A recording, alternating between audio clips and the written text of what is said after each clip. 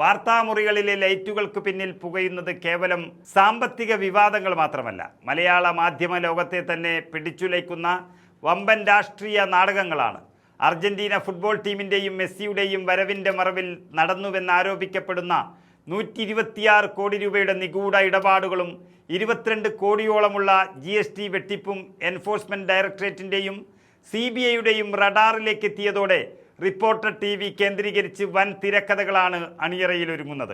വിദേശ പണമിടപാടുകൾ നടത്തിയെന്ന ഗൗരവതരമായ കണ്ടെത്തലുകൾ ഒരു വശത്ത് മുറുകുമ്പോൾ BJP ഉൾപ്പെടെയുള്ള രാഷ്ട്രീയ നേതൃത്വങ്ങൾ ചാനൽ മാനേജ്മെൻറ്റിനെതിരെ കേന്ദ്ര ഏജൻസികളുടെ സമ്പൂർണ്ണ അന്വേഷണം ആവശ്യപ്പെട്ട് ആക്രമണം കടുപ്പിക്കുകയാണ്.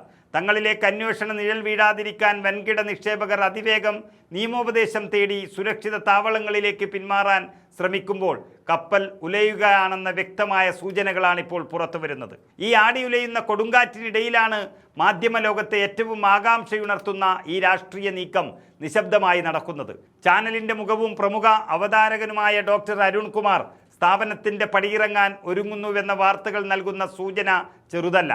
രാത്രികാല ചർച്ചകളിൽ നിലപാടുകൾ കൊണ്ട് കൊടുങ്കാറ്റ് സൃഷ്ടിച്ച അരുൺകുമാർ വാർത്താമുറികളിലെ ആധികാരികത നഷ്ടപ്പെടുന്നതിലും വൻകിട സാമ്പത്തിക തട്ടിപ്പുകളുടെ നാണം കെട്ട നിഴലിൽ നിൽക്കേണ്ടി വരുന്നതിലും കടുത്ത അമർഷത്തിലാണെന്നാണ് ഇപ്പോൾ വിശ്വസനീയ കേന്ദ്രങ്ങൾ നൽകുന്ന സൂചന. മുൻപ് താൻ കെട്ടിപ്പടുത്ത ജനപ്രീതിയും വിശ്വാസ്യതയും നിരന്തരമായ വിവാദങ്ങൾ കാരണം ചോർന്നു പോകുന്നുവെന്നൊരു തിരിച്ചറിവ് അദ്ദേഹത്തെ അങ്ങേയറ്റം നീരസത്തിലാക്കിയിരിക്കുന്നു.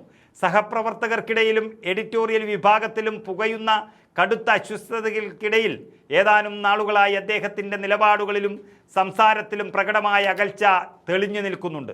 ഇത് കേവലം ഒരു രാജിയല്ല, മറിച്ച് മുങ്ങാൻ പോകുന്ന ഒരു കപ്പലിൽ നിന്ന് നായകത്വം വഹിച്ചയാൾ തന്നെ സുരക്ഷിതമായി തീരമണയുന്നതിൻ്റെ രാഷ്ട്രീയ തന്ത്രമാണെന്ന് മാധ്യമ നഗരി ചർച്ച ചെയ്യുന്നു. കേന്ദ്ര ഏജൻസികളുടെ സമൻസും GST വകുപ്പിൻ്റെ കാരണം കാണിക്കൽ നോട്ടീസുകളുമെല്ലാം രാഷ്ട്രീയ സ്വാധീനം ഉപയോഗിച്ച് ഇത്രയും കാലം തടഞ്ഞു നിർത്തിയവർക്ക് ഇനി കാര്യങ്ങൾ എളുപ്പമാകില്ലെന്ന തിരിച്ചറിവാണ് എഡിറ്റോറിയൽ ബോർഡിൽ പടരുന്നത്.